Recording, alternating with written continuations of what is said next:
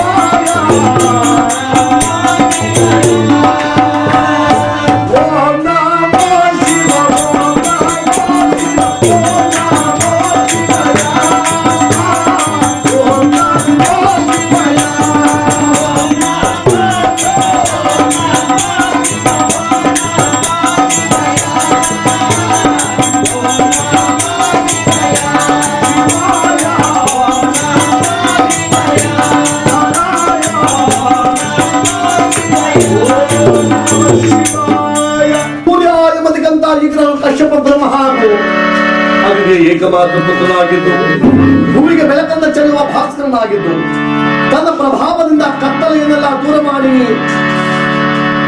ಭೂಮಿಗೆ ಬೆಳಕನ್ನು ನೀಡ್ತಾನೆ. ಸೌಂದರ್ಯಾಧಿಪತಿಯಾಗಿದ್ದಾನೆ ಈ ಸೂರ್ಯದೇವರು.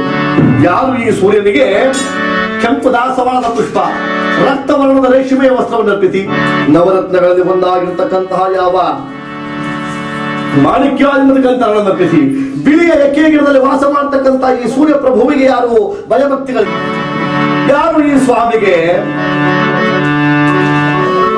ಸಿಂಹರಾಶಿಗೆ ಅಧಿಪತಿಯಾಗಿರ್ತಕ್ಕಂಥ ಈ ಭಗವಂತನಿಗೆ ಜಪ ಕುಸುಮ ಸಂಕಾಶ ಕಾಶ್ಯಪೇಯಂ ಮಹಾ ಆದ್ಯುತಿಂ ತಮೋರಂ ಸರ್ವ ಪಾಪಾಗ್ನಂ ಪ್ರಣತೋಸ್ಮಿ ದಿವಾಕರ.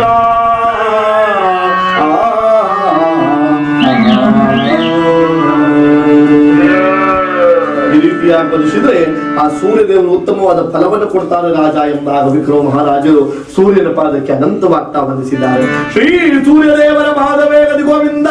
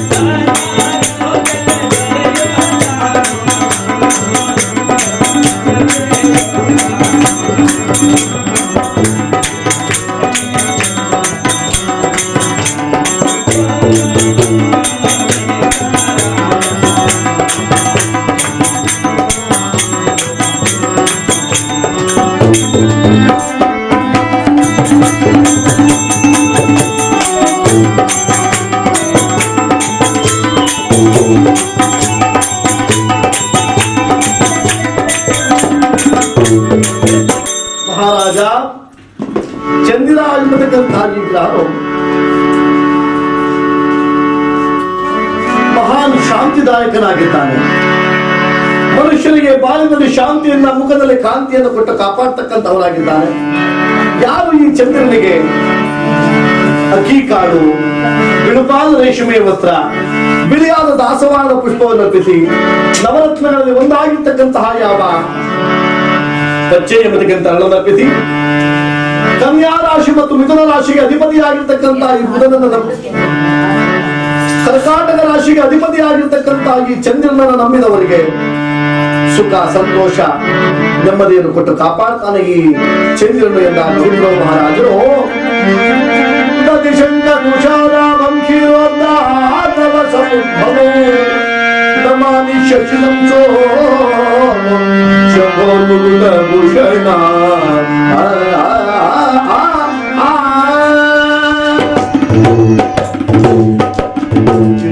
ಪರಿಶೀಲಿಸಿದ್ರೆ ಆ ಚಂದ್ರ ಚಂದ್ರದೇವರು ಉತ್ತಮವಾದ ಫಲವನ್ನು ಕೊಡ್ತಾರೆ ರಾಜ ಎಂದಾಗ ವಿಕ್ರಮ ಮಹಾರಾಜರು ಚಂದ್ರನ ಪಾದಕ್ಕೆ ಅನಂತವಾಗ್ತಾ ವಂದಿಸಿದ್ದಾರೆ.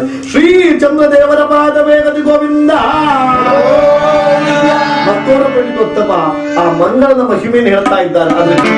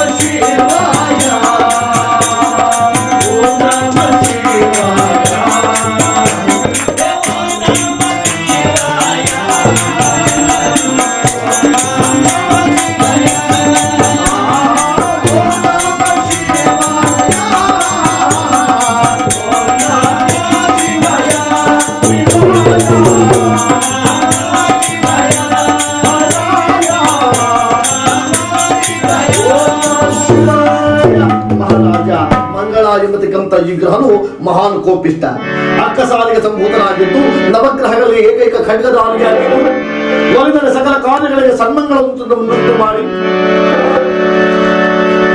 ಇದನ್ನೇನಾದರೂ ಮುರಿದುಕೊಂಡರೆ ಸಕಲ ಕಾರ್ಯಗಳನ್ನು ಅಪಶಕುನ ಅಮಂಗಳನ್ನುಂಟು ಮಾಡ್ತಾನೆ. ನರಮಾನವನಿಗೆ ಜೀವನದಲ್ಲಿ ಮಂಗಳ ಕಾರ್ಯ ಯಶಸ್ಸನ್ನು ಪಡೆದುಕೊಳ್ಳಲು ಈ ಮಂಗಳ ದೇವರ ಅನುಗ್ರಹ ಬಹು ಪ್ರಮುಖವಾಗಿದೆ ಮಹಾರಾಜ. ಅಂತಹ ಈ ಮಂಗಳನಿಗೆ ತೊಗರಿ ಕಾಳು, ಹುಳಿಯುಳ ಆಹಾರ ಪದಾರ್ಥ, ಕೆಂಪು ರೇಷ್ಮೆ ವಸ್ತ್ರ, ಕೆಂಪು ಪುಷ್ಪವನ್ನರ್ಪಿಸಿ ನವರತ್ನಗಳಲ್ಲಿ ಒಂದಾಗಿರ್ತಕ್ಕಂತಹ ಯಾವ ಹವಳಾಗಿ ಮೇಷರಾಶಿಗೆ ಅಧಿಪತಿಯಾಗಿರ್ತಕ್ಕಂಥ ಈ ಸ್ವಾಮಿಗೆ, ವೃಶ್ಚಿಕ ರಾಶಿಗೆ ಅಧಿಪತಿಯಾಗಿರ್ತಕ್ಕಂಥ ಈ ಸ್ವಾಮಿಗೆ ಯಾರು ಭಯಭಕ್ತಿಗಳಿಂದ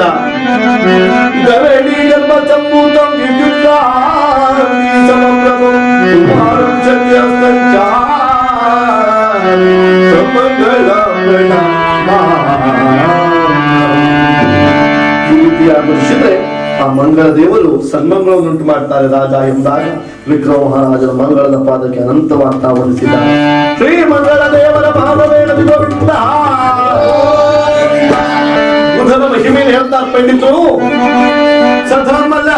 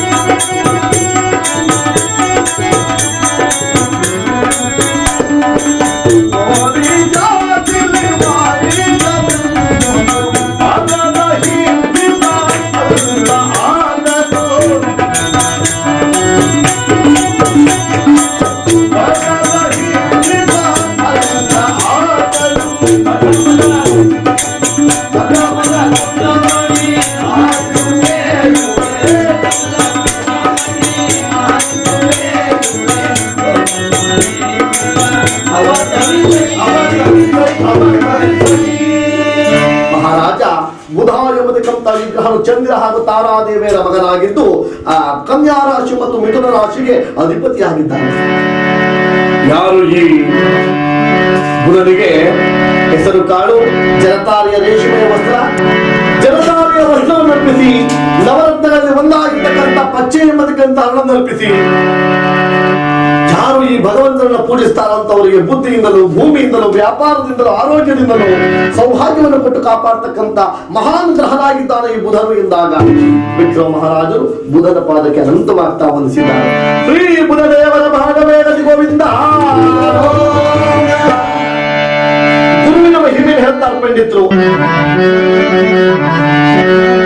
ಗುರುವಿನ ಮಹಿಮೆಯ ಬೇಲನು ಸಾಧನೆ, ಗುರುವಿನ ಮಹಿಮೆಯ ಬೇಲನು ಸಾಧನೆ, ಅರಿವು ಅಲವಲ್ಲ ಗೆಳೆಯರಾಯ,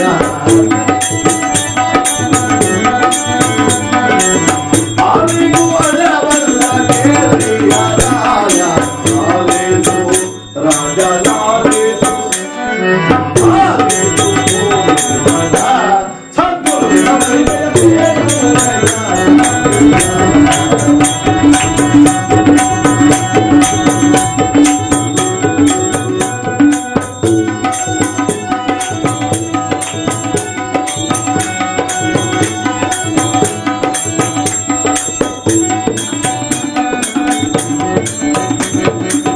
ಮಹಾರಾಜ ಗುರು ಎಂಬತಕ್ಕಂಥ ಸಕಲ ವೇದಶಾಸ್ತ್ರ ಪಾರಂಗತನಾಗಿದ್ದು ದೇವತೆಗಳಿಗೆ ಮಾರ್ಗದರ್ಶಕನಾಗಿದ್ದಾನೆ.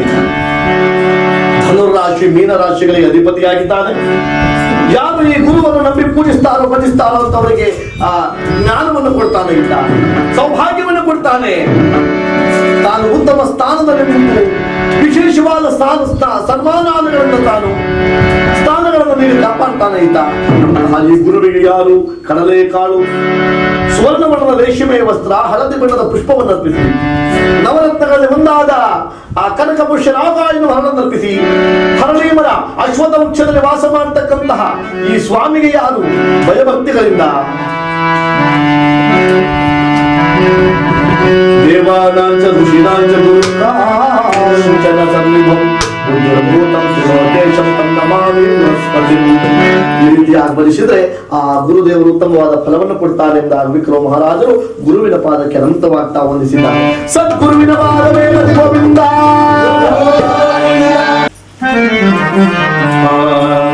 ಶುಕ್ರನ ಮಹಿಮೆ ಯಾವ ರೀತಿಯಾಗಿ ಹೇಳ್ತಾ ಇದ್ದಾರೆ ಪಂಡಿತರು.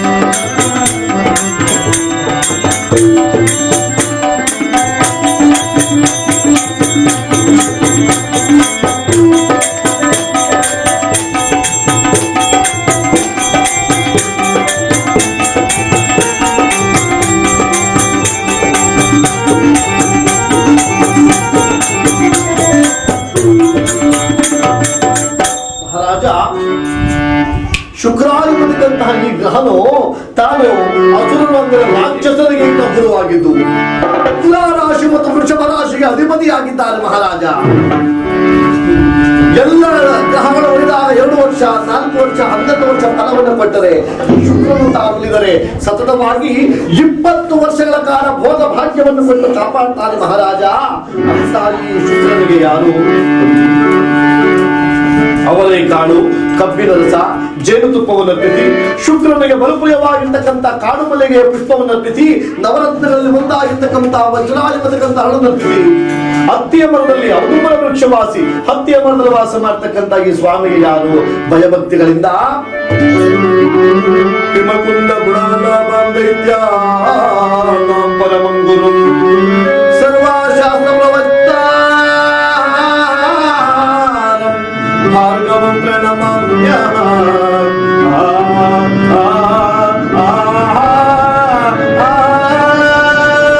ಬೆಳೆಸ್ತಾ ಇದ್ದಾರೆ ಪಂಡಿತರು.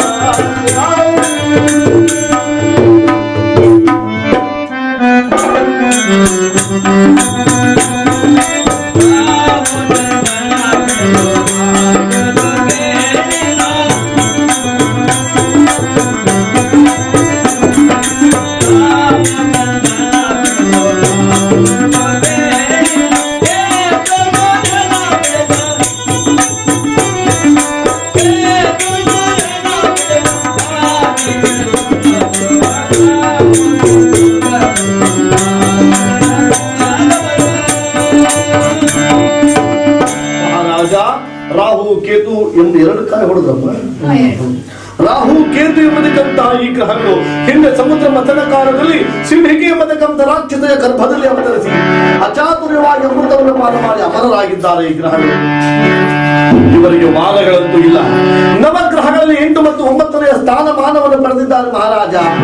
ಯಾರು ಈ ರಾಹುವಿಗೆ ಉದ್ದಿನ ಕಾಳು, ಹೊಗೆಯ ಬಣ್ಣದ ರೇಷ್ಮೆ ವಸ್ತ್ರ, ಒಗರು ಆಹಾರ ಪದಾರ್ಥವನ್ನು ಅರ್ಪಿಸಿದರೆ ಅರ್ಧಕಾಯಂ ಮಹಾವೀರಂ ಚಂದ್ರಾದಿತ್ಯ ವಿಮರ್ಧನಂ ಸುರೇಂದ್ರಾಗರ್ಭ ಸಂಭೂತಂ ತಂ ರಾಹು ಪ್ರಣಮಾಮ್ಯಹಂ ಎಂಬುದಾಗಿ ವರ್ಣಿಸಿದರೆ, ಕೇತುವಿಗೆ ಯಾವ ಸುವರ್ಣ ಸರ್ವ ಆಹಾರವನ್ನು ಅರ್ಪಿಸಿ ದರ್ಬೆಯ ಹುಲ್ಲಿನಲ್ಲಿ ವಾಸ ಮಾಡತಕ್ಕಂಥ ಈ ಸ್ವಾಮಿಗೆ ವೈಢೂರ್ಯ ಎಂಬತಕ್ಕಂಥ ನವರತ್ನದ ಹರಳನ್ನು ಅರ್ಪಿಸಿ ಯಾರು ಈ ಭಗವಂತನಿಗೆ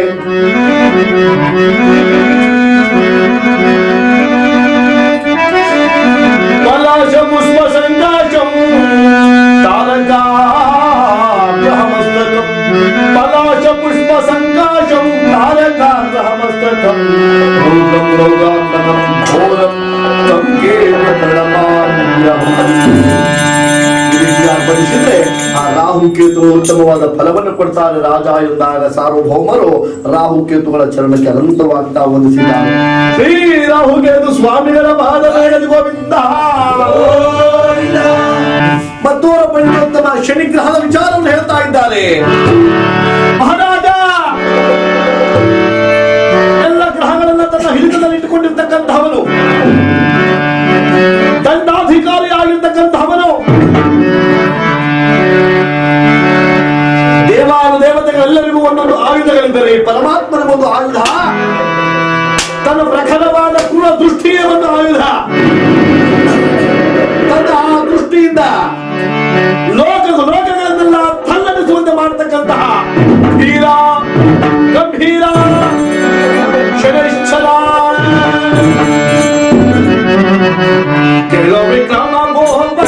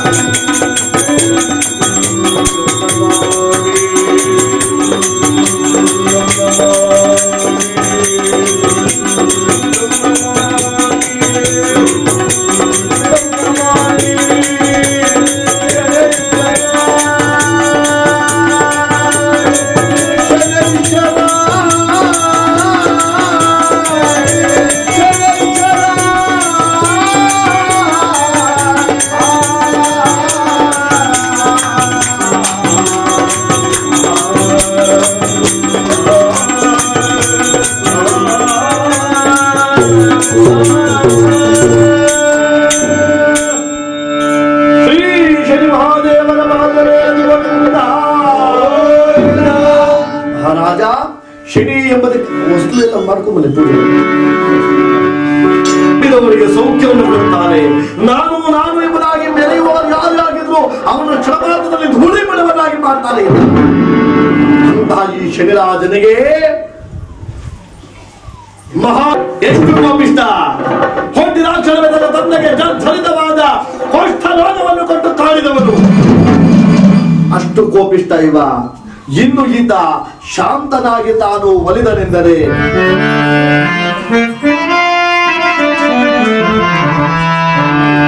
ಶಾಂತನಾಗಿ ತಾನು ಒಲಿಯಲು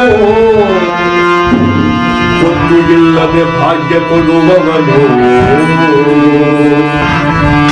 ಶಾಂತನಾಗಿ ತಾನು ಒಲಿಯಲು ಶಾಂತನಾಗಿ ತಾನು ಒಲಿಯಲು ಗೊತ್ತು ಇಲ್ಲದೆ ಭಾಗ್ಯ ಕೊಡುವವನು ಶನಿದೇವ.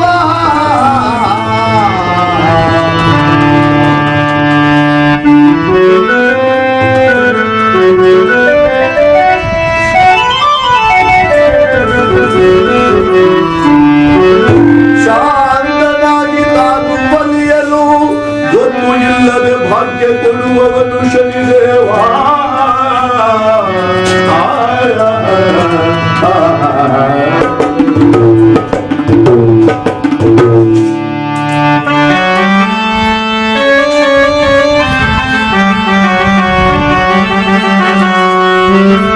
ಶಾಂತನಾಗಿ ತಾನು ಒಲಿಯಲು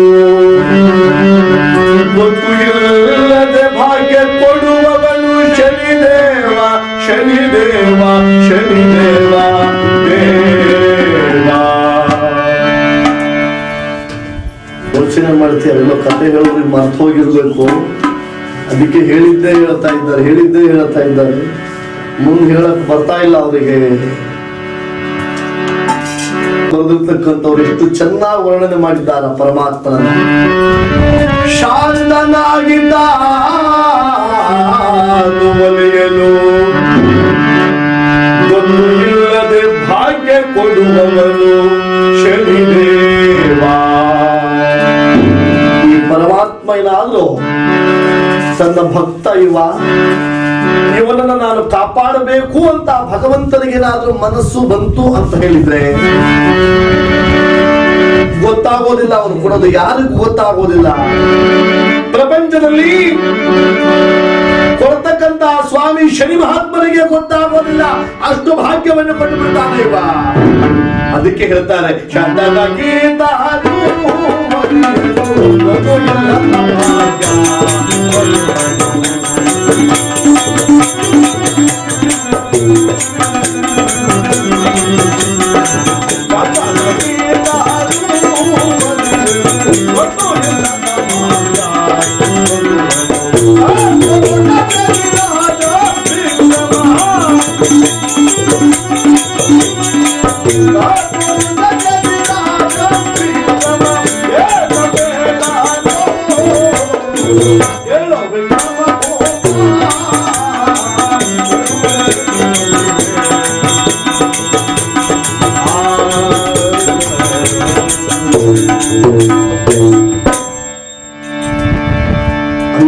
ಶನಿ ಮಹಾತ್ಮನಿಗೆ ಯಾರು ಎಳ್ಳು, ತುಳಸಿ, ಬಿಲ್ವ ಪತ್ರೆ, ಬನ್ನಿ ಪತ್ರೆ, ತುಂಬೆ ಹೂವುಗಳನ್ನು ಅರ್ಪಿಸಿ, ನವರತ್ನಗಳಲ್ಲಿ ಒಂದಾದ ನೀಲಮಣಿಯನ್ನು ಅರ್ಪಿಸಿ, ಶಮಿ ವೃಕ್ಷವಾಸಿ ಬನ್ನಿ ಪತ್ರೆಯ ಮರದಲ್ಲಿ ವಾಸ ಮಾಡತಕ್ಕಂತ ಈ ಸ್ವಾಮಿ ಶನಿ ಮಹಾರಾಜರು ಮಕರ ಮತ್ತು ಕುಂಭ ರಾಶಿಗಳಿಗೆ ಅಧಿಪತಿಯಾಗಿದ್ದಾರೆ. ಯಾರು ಇವರನ್ನ ಭಕ್ತಿಯಿಂದ ಪೂಜಿಸ್ತಾರೋ ಅಂತವರನ್ನಗೆ ಬೇಡಿದಂತಹ ವರ್ಣವನ್ನೆಲ್ಲ ಕೊಟ್ಟು ಬಿಡ್ತಾನೆ ಇವ. ಆದ್ರೆ ಪರಮಾತ್ಮ ಭಕ್ತಿ ಪ್ರಿಯ ಅವ. ನಾವೇನು ಕೊಟ್ಟರು ಅಂತ ಸ್ವೀಕಾರ ಮಾಡ್ತಾನೆ. ಆದ್ರೆ ಭಕ್ತಿಯಿಂದ ಕೊಡಬೇಕು. ನಾವೇನಾದ್ರೂ ಅಹಂಕಾರದಿಂದ ಸಮರ್ಪಣೆ ಮಾಡಿದ್ರೆ ಅದನ್ನ ಒಪ್ಪೋದಿಲ್ಲ ಪರಮಾತ್ಮ ಭಗವಂತ. ಭಾರಿ ಹೂವನ್ನು ಹಾಕ್ತೇನೆ ಬಾ ಅಂತ ಹೇಳಿದ್ರೆ ಬರೋದಿಲ್ಲ ಅವ. ಇನ್ನ ನಿನಗೆ ಚಿನ್ನವನ್ನೇ ಲೇಪನೆ ಮಾಡ್ತೇನೆ ಅಂತ ಹೇಳಿದ್ರೆ ಅದಕ್ಕೂ ಬರೋದಿಲ್ಲ ಅವನು. ಯಾವುದಕ್ಕೆ ಬರ್ತಾನೆ? ಯಾವುದಕ್ಕೆ ಒಲಮೆ ಹಾಕ್ತಾನೆ? ಭಕ್ತಿ ಪ್ರಿಯ ನಮ್ಮ ಶನಿ ದೇವ.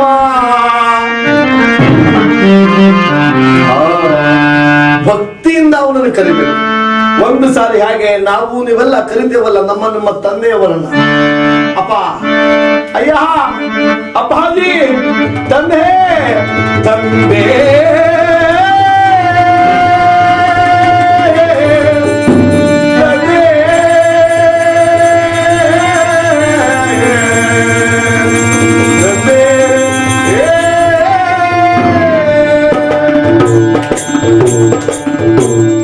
ಅಂತ ಕರೆದ್ರೆ ಆ ಪರಮಾತ್ಮನು ಅಷ್ಟೇ. ಮಗು ಓಡಿ ಬಂದ ಹಾಗೆ ಬರ್ತಾನೆ ಆ ಪರಮಾತ್ಮ. ಹೇಗೆ ಬರ್ತಾನೆ? ಪ್ರೇಮದಿ ಕರೆದರೆ ಮಾಯಂದು ಹಸು ಚಂದದ ಹಾಗೆ ಬಲಿ ಬರುವ.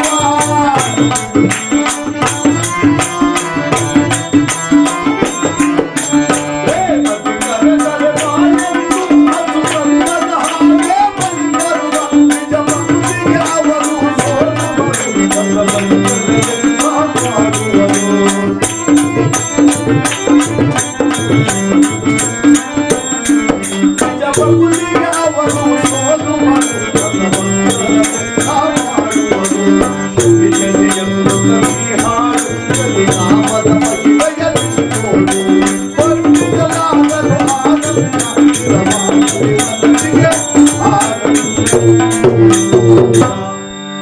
ಪ್ರೇಮದಿಂದ ಅಪ್ಪ ಸ್ವಾಮಿ ಶನಿ ರಾಜ ಎಂದು ಭಕ್ತಿಯಿಂದ ನಾವು ಕರೆದ್ರೆ ಆ ಸ್ವಾಮಿ ಓಡೋಡಿ ಬರ್ತಾನೆ.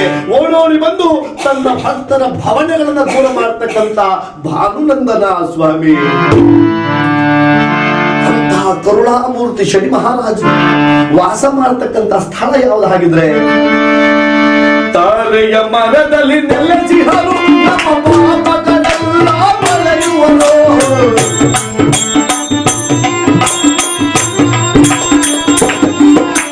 ತಾರೆಯ ಮರದಲ್ಲಿ ನೆಲೆಸಿಹರು ನಮ್ಮ ಪಾಪಗಳೆಲ್ಲ ಮರೆಯುವರು. ಶನಿ ದೇವರು ಭಕ್ತಿಗೆ ಒಲಿಯುವರು.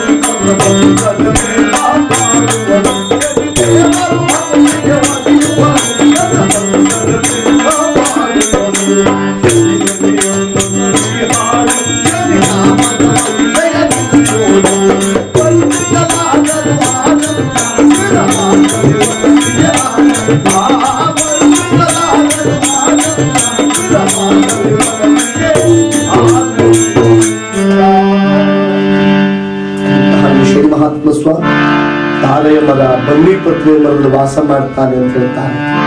ಅಂತಹ ಈ ಸ್ವಾಮಿಗೆ ಯಾರು ಎಳ್ಳು, ತುಳಸಿ, ಬಿಲ್ವಪತ್ರೆ, ಬನ್ನಿ ಪತ್ರೆ, ತುಂಬೆ ಹೂವುಗಳನ್ನು ಅರ್ಪಿಸಿ, ನವರತ್ನಗಳಲ್ಲಿ ಒಂದಾದ ನೀಲಮಣಿಯನ್ನು ಅರ್ಪಿಸಿ, ಮಕರ ಮತ್ತು ಕುಂಭ ರಾಶಿಗಳಿಗೆ ಅಧಿಪತಿಯಾಗಿರ್ತಕ್ಕಂತಹ ಈ ಭಗವಂತನಿಗೆ ಯಾರು ಭಯಭಕ್ತಿಗಳಿಂದ ನೀಲಾಂಜನ ಸಮಾಭಾಸಂ ರವಿಪುತ್ರಂ ಯಮಾಗ್ರಜಂ ಛಾಯಾ ಮಾತಾಂಡ ಸಂಭೂತಂ ತಂ ನಮಾಮಿ ನಮಾಮಿ ನಮಾಮಿ ಶನೇಶ್ವರ.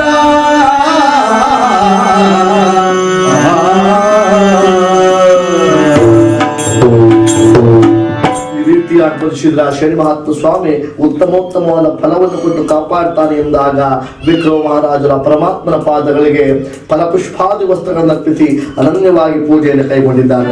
ಶ್ರೀ ಶನಿ ಮಹಾದೇವನ ಪಾದವೇಗದಿ ಗೋವಿಂದ.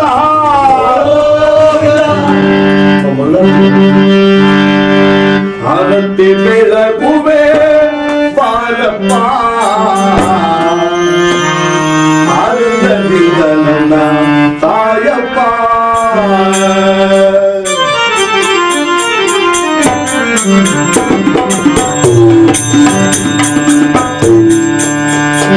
ಆನಂದಿ ಬೆಳಗುವೆ ಬಾರಪ್ಪ, ಆನಂದದಿಂದ ನನ್ನ ತಾಯಪ್ಪ.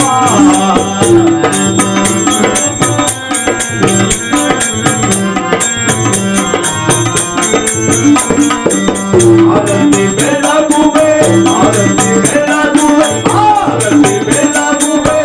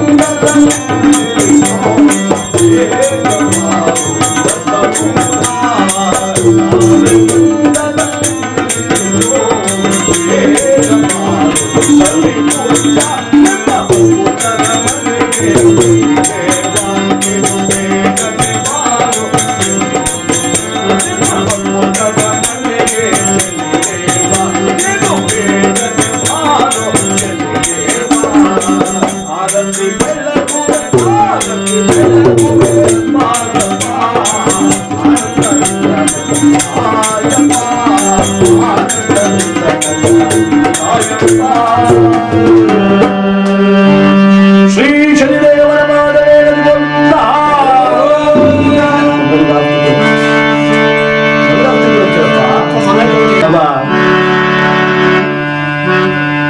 ಆ ನವಗ್ರಹಗಳ ವಿಚಾರವನ್ನು ತಿಳಿದಂತಹ ವಿಕ್ರಮ ಮಹಾರಾಜ ತಾನು ಸಂತೋಷಗೊಂಡಿರ್ತಕ್ಕಂತಹ ಕಾಲ ಕೇಳ್ತಾರಯ್ಯ, ಶನಿ ಮಹಾತ್ಮ ಸ್ವಾಮಿ ಬಹಳ ಪ್ರಭಾವಿ ಎಂಬುದಾಗಿ ಹೇಳಿದಿರಲ್ಲ, ಹೇಳಿ ಅವನ ಸಂಪೂರ್ಣ ಇತಿಹಾಸವನ್ನ ಎಂಬುದಾಗಿ ಹೇಳಿದ್ರೆ ಸ್ವಾಮಿ. ಅವನ ಸಂಪೂರ್ಣ ವಿಚಾರವನ್ನು ಹೇಳೋದಕ್ಕೆ ಸಾಧ್ಯ ಇಲ್ಲ. ಕಾರಣ ಬಹಳಷ್ಟು ಹಿರಿದಾದುದು ಮಹಾನುಭಾವನ ಮಹಿಮೆ. ಆದ್ದರಿಂದ ಅವನ ಜನ್ಮ ರಹಸ್ಯವನ್ನು ಹೇಳ್ತೇನೆ. ಶನಿ ಮಹಾತ್ಮ ಸ್ವಾಮಿ ತಾನು ಜನಿಸಿದಾಗ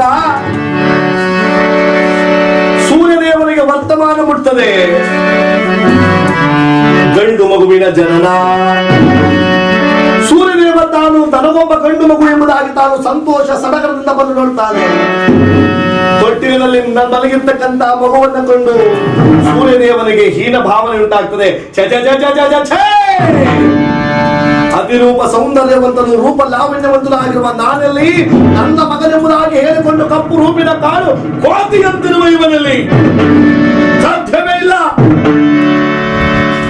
ಮಹಾನ್ ಸೌಂದರ್ಯವಂತನ ನನಗೋರ್ವ ಕುರೂಪಿ ಮಗನ ಜನನವೇ ಸಾಧ್ಯವಿಲ್ಲ. ಇವನು ನನ್ನ ಮಗನಲ್ಲ ಎಂಬುದಾಗಿ ಜನರು ಬರ್ತಾ ಇದ್ರೆ ಶ್ರೀ ಮಹಾತ್ಮ ಸ್ವಾಮಿ ನೋಡ್ತಾನ. ಹುಟ್ಟುವಾಗಲೇ ತನ್ನ ತೀಕ್ಷ್ಣವಾದ ದೃಷ್ಟಿಯನ್ನು ಪಡೆದುಕೊಂಡಿರ್ತಕ್ಕಂಥ ಪರಮಾತ್ಮ ತನ್ನ ದೃಷ್ಟಿಯನ್ನು ತನ್ನ ತಂದೆಯಾದ ಸೂರ್ಯ ಭಗವಂತನ ಮೇಲೆ ಭರನೆ ಪ್ರಯೋಗಿಸೋಣ. ಆ ದೃಷ್ಟಿಯ ಪ್ರಭಾವದಿಂದ ಸೂರ್ಯ ದೇವನ ದೇಹವೆಲ್ಲವೂ ಜರ್ಜರಿತವಾದ ಕುಷ್ಠರೋಗ, ಕುದುರೆಯ ಕಣ್ಣುಗಳು ಕುರುಡಾಗಿ ಹೋಗಿವೆ, ಸಾರಥಿಯ ಕೈಕಾಲುಗಳು ಶಕ್ತಿ ಕಳೆದುಕೊಂಡಿವೆ. ನರಳ ಹಾಡ್ತಾನೆ ಸೂರ್ಯದೇವ, ಹೇ ಪರಮಾತ್ಮ ಬಾಲು ನಂದನ, ಬಾಲು ನಂದನ ನನಗೆ ಮಗನಾಗಿರ್ತಕ್ಕಂತಹ ಈತ ಜನಿಸಿದ ಮೇಲೆ ನನಗೆ ಇಷ್ಟು ಕಷ್ಟ, ಏನಿದರ ಮಹಿಮೆ ಎಂಬುದಾಗಿ ತಾನು ಸಕಲ ಲೋಕ ಸಂರಕ್ಷಣಾಗಿರ್ತಕ್ಕಂಥ ಶಿವನನ್ನು ಅನನ್ಯವಾಗಿ ಬೇಡಿದಾಗ ಆ ಶರೀರವಾಣಿ ಆಗ್ತದೆ ಆತನಿಗೆ.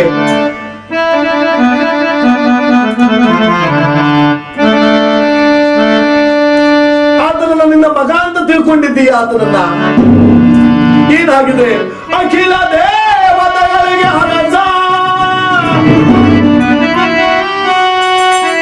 ಅವನನ್ನು ನಿನ್ನ ಮಗ ಅಂತ ತಿಳ್ಕೊಂಡಿಲ್ಲಪ್ಪ.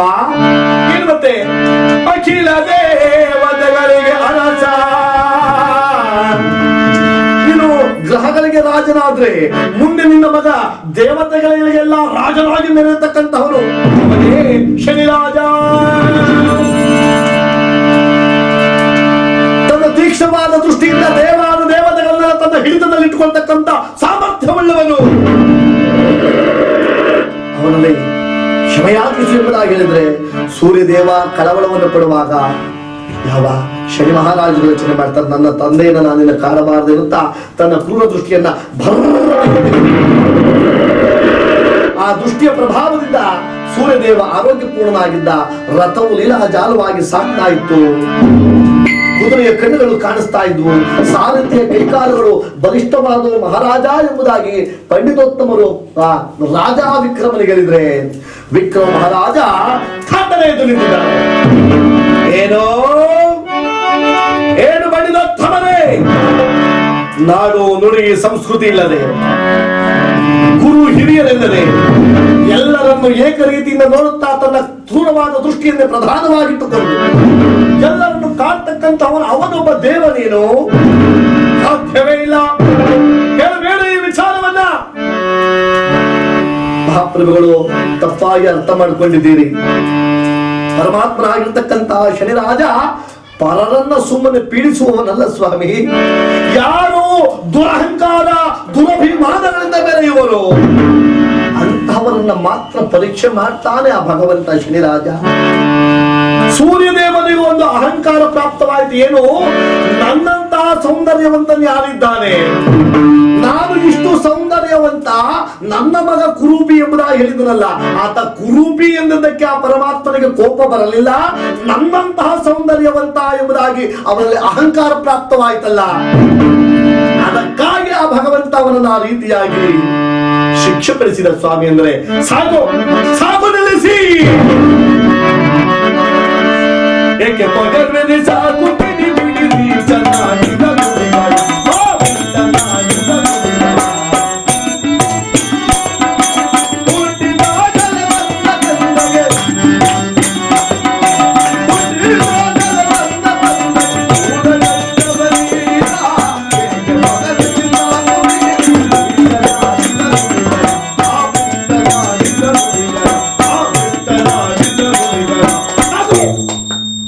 ಏನ್ ಹೇಳ್ತಾ ಇದ್ದೀರಾ? ಇಂದಿಗೆ ಅಂತ್ಯ. ನನ್ನ ನಾಡಿನಲ್ಲಿ ಶನಿಯ ಪೂಜೆ ಇರಲಿ. ಶನಿ ಎರಡು ಯಾರಾದ್ರೂ ಅಕ್ಷರವನ್ನು ಉಚ್ಚಾರ ಮಾಡಿದ್ರೆ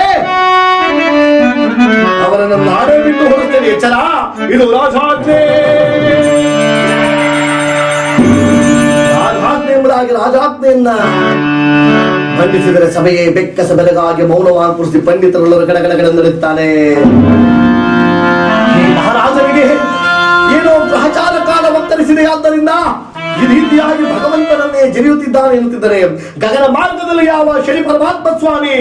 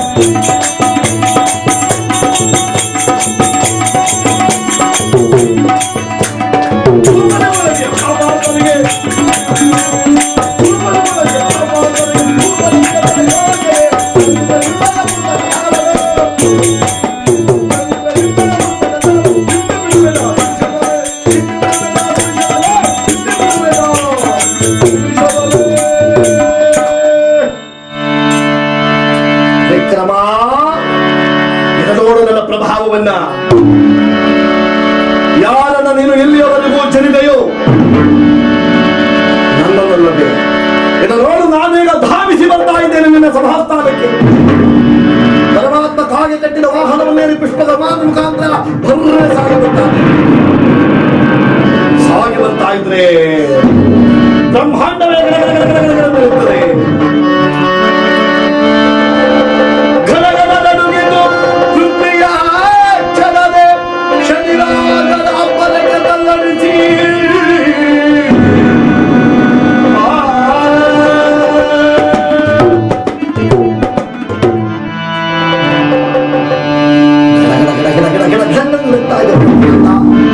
ವಾಯುವೇಗದಲ್ಲಿ ಬಂದಂತಹ ಶನಿ ಮಹಾತ್ಮ ಸ್ವಾಮಿ ಉಜ್ಜಯಿನಿಯ ರಾಜಸ್ಥಾನದಲ್ಲಿ ಜೈ ಕಾಲಭೈರವ ಭಕ್ತರು ಪ್ರತ್ಯಕ್ಷರಾಗಿದ್ದಾರೆ.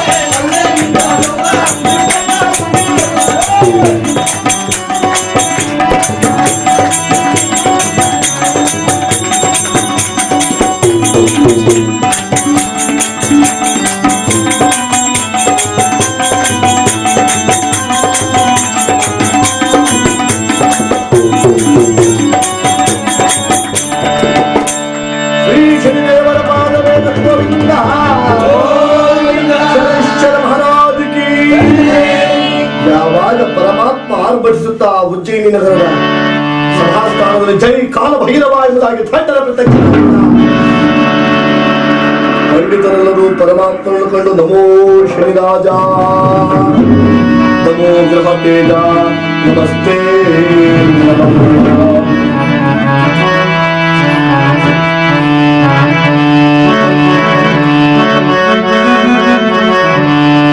ಪರಮಾತ್ಮನ ಕಂಡು ಗಡಗಡಗಡಂಗುತ್ತಾ ನಮೋ ನಮೋ ಎನ್ನುತ್ತಿದ್ದರೆ ಉಚ್ಚವಾದ ಸಿಂಹಾಸನದ ಮೇಲೆ ಕುಳಿತಿರತಕ್ಕಂತಹ ವಿಕ್ರಮ ಮಹಾರಾಜ ಪರಮಾತ್ಮನನ್ನು ಕಂಡು ಕಾಣದವನಂತೆ ದುರಹಂಕಾರದಿಂದ ಎತ್ತಲು ನೋಡುವಾಗ ಪರಮಾತ್ಮ ತಾನು ಆ ವಿಕ್ರಮನಿಗೆ ಝಾಡಿಸಿ ಬಂದಿದ್ದ. ಕ್ಷಣ ಬುಡು ಬುಡು ಬುಡು ಬುಡು ಬುಡು ನೋಡಿಬಿಟ್ಟು, ಯಾರು ಸ್ವಾಮಿ, ನೀವ್ಯಾರು ಎಂಬುದಾಗಿ ಕೇಳಿದ್ರೆ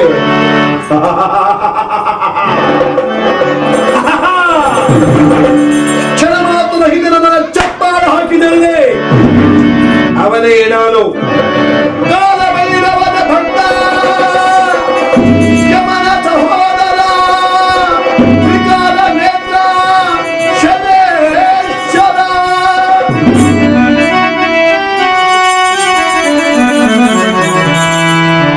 ಶನಿ ಶನಿ ಶನಿ ಎಂಬುದಾಗಿ ಹೇಳಿದ್ರೆ ವಿಕ್ರಮ ಮಹಾರಾಜ ಧಪ್ಪನೆ ಕುಸಿದು ಬಿದ್ದಿದ್ದ. ಶನಿ ಮಹಾತ್ಮ, ಸ್ವಾಮಿ, ತಾವು ಇಂತಹ ಮಹಾಮಹಿಮನು ಅವತಾರ ಪುರುಷರು ಎಂಬುದನ್ನ ಅರಿಯದೆ ನಾನು ನಿಮ್ಮನ್ನ ಜರದಿದ್ದು ನಿಜ ಸ್ವಾಮಿ ಎಂದು ಸರ್ವಾಪರಾಧಗಳನ್ನು ಮನ್ನಿಸು ಭಗವಂತ. ಪರಮಾತ್ಮನ ಪಾದ ಪದ್ಮಗಳನ್ನು ಹಿಡಿದು ಯಾವ ರೀತಿಯಾಗಿ ಬೇಡ್ತಾ ಇದ್ದಾರೆ.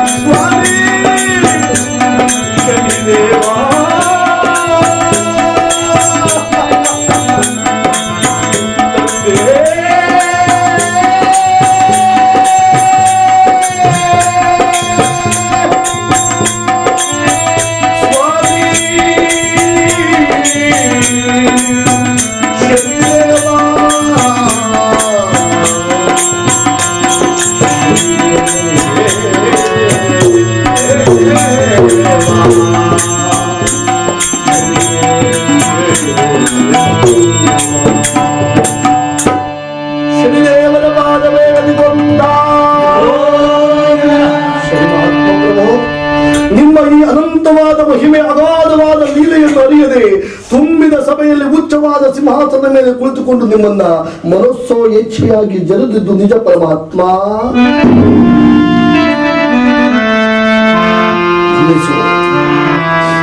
ಸರ್ವಾಪರಾಧಗಳನ್ನು ಮನ್ನಿಸಿ ಕಾಪಾಡು ಸ್ವಾಮಿ. ನಿನ್ನ ಕರುಣೆಯ ಒಡಲೊಳಗೆ ನನ್ನ ಅರ್ಪಿಸಿಕೊಂಡು ನನ್ನ ಕಾಪಾಡಬಾರದೆ ಶನಿ ಮಹಾತ್ಮ. ಕೆಲವು ಮನ ತುಂಬಿ ಮೆರೆಯುತ್ತಿರುವ ವಿಕ್ರಮ, ತಿಳಿದು ನನ್ನ ಮಹಿಮೆಯನ್ನ ತಿಳಿದು ತಿಳಿದಿದ್ದೀಯ ಅಂದ್ರೆ ಇದು ನಿನ್ನ ತಪ್ಪಲ್ಲ. ರಾಜ್ಯ ಭೋಗ ಮದದಾಹವನ್ನು ಬಿದ್ದ ನಿನ್ನ ನೆತ್ತಿಗೆ ಏನಿಲ್ವ ಆ ನಿನ್ನ ಸಿರಿತನದ ತಪ್ಪು. ಕೆಲವು ದಿನಗಳಲ್ಲಿ ನಿನ್ನ ರಾಜ್ಯದಿಂದ ನಿನ್ನನ್ನ ತೊಲಸಿ ಅಡವಿಯ ಪಾಲು ಮಾಡುವೆ. ಕಾಡಿಗಟ್ಟಿ ಚಪ್ಪಾಳ ತಟ್ಟಿನ ಹಾಲಿನ ಕೈಗಳಿಂದ ತುತ್ತೊಂದಕ್ಕಾಗಿ ಬೀದಿಯಲ್ಲಿ ಭಿಕ್ಷೆ ಬೇಡುವಂತೆ ಮಾಡುವೆ.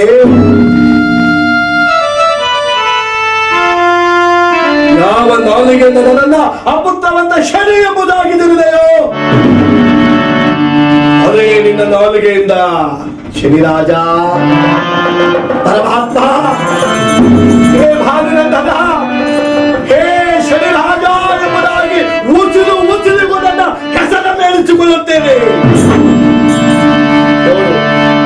ಎದುರು ನೋಡುತ್ತಿರುವ ಈ ಶನಿಯ ಪ್ರಭಾವವನ್ನ, ಜೈ ಕಾಲಭೈರವ ಎಂಬುದಾಗಿ ಪರಮಾತ್ಮ ತಾನು ಉಜ್ಜಯಿನಿ ನಗರದಲ್ಲಿ ವಿಕ್ರಮನ ಸಭಾಸ್ಥಾನದಿಂದ ತಾನು ಅಲ್ಲಿ ತಟ್ಟನೆ ಅಂತರನಾಗಿರ್ತಕ್ಕಂತಹ ಕಾಲ ಸ್ವಾಮಿ ಶನಿ ಮಹಾತ್ಮನನ್ನು ನಾವು ಜರಿಯಬಾರದಾಗಿತ್ತು. ಜರಿದಿದ್ದೀರಿ, ಏನ್ ಮಾಡೋದು? ಶಾಂತ ಕಾರ್ಯಗಳನ್ನ ಮಾಡಿ. ಅದು ಹೇಗೆ? ಆತ ಮಹಾನ್ ಕೋಪಿಷ್ಟ, ಅಷ್ಟೇ ಕರುಣಾಮೂರ್ತಿ ಆ ಸ್ವಾಮಿ. ಅವನ ಕೃಪೆ ಪಡೆದುಕೊಳ್ಳಬೇಕು ಅಂದ್ರೆ ಅವನ ಆರಾಧನೆ ಮಾಡ್ಬೇಕು. ಹೇಗೆ ಹೇಳ್ತೇವೆ ಕೇಳಿ ಸ್ವಾಮಿ. ಎದ್ದು ನಿಂತ್ಕೊಂಡು ಪೂಜೆ ಮಾಡಿ ಕೃಷ್ಣ ಕುಂಕುಮ ಎಲ್ಲ ಹಾಕಿ ಹೂ ಹಾಕಿ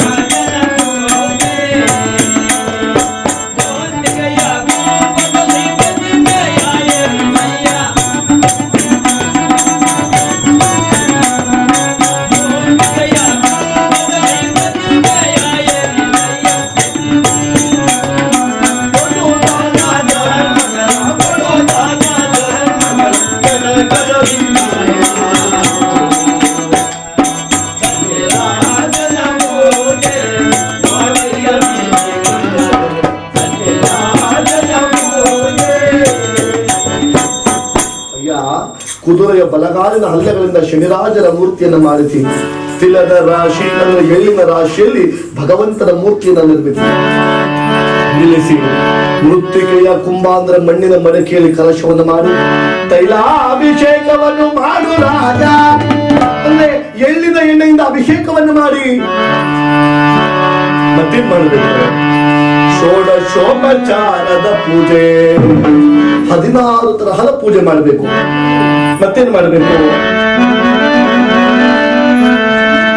23,000 ಮಂತ್ರಗಳನ್ನು ಹೇಳಿ ಕುಷ್ಮಾಂಡ ಅಂದ್ರೆ ಬೂದ ಕುಂಬಳಕಾಯನ್ನಿಟ್ಟು ನವಧಾನ್ಯವನ್ನು ಅವನಿಗೆ ಬ್ರಾಹ್ಮಣೋತ್ತಮರನ್ನ ಕರೆಯಿಸಿ ಅವರನ್ನ ಶನಿದೇವರ ರೂಪ ಎಂಬುದಾಗಿ ದಾನ ಮಾಡಿದರೆ ಶನಿದೇವರು ತಾನು ಕಾಡದೆ ಕಾಪಾಡ್ತಾನೆ ಮಹಾರಾಜ ಎಂದಾಗ ವಿಕ್ರಮ ಮಹಾರಾಜರು ಯೋಚನೆ ಮಾಡ್ತಾರೆ, ಇಷ್ಟೆಲ್ಲಾ ಪೂಜೆ ಮಾಡಿ ನಾವು ಬ್ರಾಹ್ಮಣೋತ್ತಮರಿಗೆ ದಾನವಾಗಿ ಕೊಟ್ಟರು ಅವರನ್ನು ಅವ ಕಾಡ್ತಾನೆ. ಕಾಡುವ ಶನಿ ಎಂತಿದ್ದರೂ ಕಾಡ್ತಾನೆ, ನನ್ನನ್ನೇ ಕಾಡಲಿ. ನಾನು ಯಾಕೆ ಅವನ ಪೂಜೆ ಮಾಡಬೇಕು? ಸಾಧ್ಯವೇ ಇಲ್ಲ. ಮಾಡಲಾರೆನೋ ಶನಿಯ ಪೂಜೆಯ, ಮಾಡಲಾರೆನೋ ಶನಿಯ ಪೂಜೆಯ, ಶನಿಯ ಪೂಜೆಯ ಮಾಡಲಾರೆನೋ.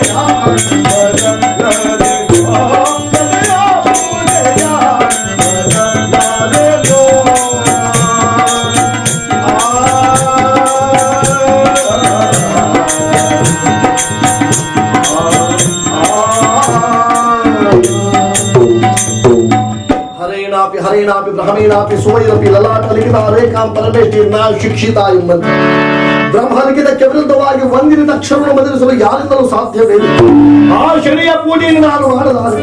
ಶನಿಯೇ ನನಗೆ ಬಂದು ಬಳಗವಾಗಿ ಅವನೇ ಕಾಪಾಡಬೇಕು ಅಂತ ಆ ಪೂಜ್ಯರ ಮಾತನ್ನು ಧಿಕ್ಕರಿಸಿದ ನಂತಪುರದಲ್ಲಿ ತಾನು ಏಕಾಂಗಿಯಾಗಿ ಕುಳಿತು ವಿಶ್ರಾಂತಿಯನ್ನು ಪಡೆಯುತ್ತಿದ್ದಾನೆ ಎನ್ನುವರೆಗೆ ಇಂದಿನ ಕಥಾಭಾಗದಲ್ಲಿ ನಾವು ನೀವೆಲ್ಲ ಕ್ಷಣಕಾಲ ವಿಶ್ರಾಂತಿಯನ್ನು ಪಡೆದು ತದನಂತರ ತಂದೆಯವರ ಕಥಾಭಾಗವನ್ನ ಮುಂದುವರಿಸೋಣ. ಅಲ್ಲಿಯವರೆಗೂ